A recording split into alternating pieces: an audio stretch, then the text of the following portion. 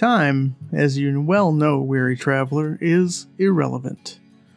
Despite that fact, you still cling to the idea that you have any ability to affect this outcome. Nonetheless, you persist in your endeavor to unravel the time loop that you have created. Because you love struggling against the inevitable. And you are also right. You heard about the trial of Hadrian Nix and decided to skip it.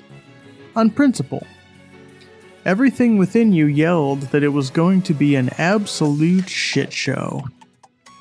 You had no way of knowing how right you were, and how catastrophic things would become.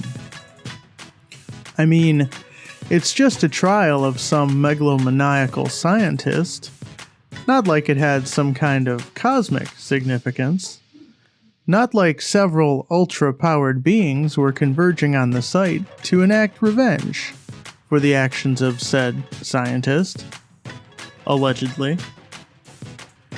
You decide that your efforts would be best served by enjoying some daiquiris on an asteroid in a cluster loosely orbiting the Wormwood system, a system known throughout the quadrant for hospitality to visitors. How you came across this information is not relevant. You never question the source of your knowledge. You have learned not to ask so many questions. The Wormwood system is easily accessible by a Class 1 starship, which your car is, more or less. The atmosphere is composed mainly of sulfur and methane. There is liquid water, but it is opaque and inky black. The core of the civilization of Wormwood 3 is what could be described loosely as reptilian. Wormwood is known colloquially as Discount Hell. Actual hell is not a place that is cost-effective nor really very worthwhile. The savvy traveler knows a good deal when they see one. And friend, Wormwood is it. Especially in this economy. Now that the Nexus has been destroyed and all, kind of the end of all existence, some fads, no matter how inane, are inescapable. You land on Wormwood and discover that it is overrun with obnoxious tourists. How annoying. You didn't murder an entire pantheon of deities just to get your good time ruined by a bunch of yokels. You push forward past the throng of teens and they're trying way too hard to seem relevant chaperones. Apparently, Discount Hell is a prime spring break destination. Who would have guessed? You find your favorite tiki bar and sidle up to it, careful not to make eye contact with the acidic mass of slime that is mixing up Mai Tais. You know the consequences of making eye contact with one of the oozlings, even if they don't have eyes per se. You exercise due caution, take your drink, and lay down a pile of Dippin' Dots. You take a sip and notice a television on in the corner.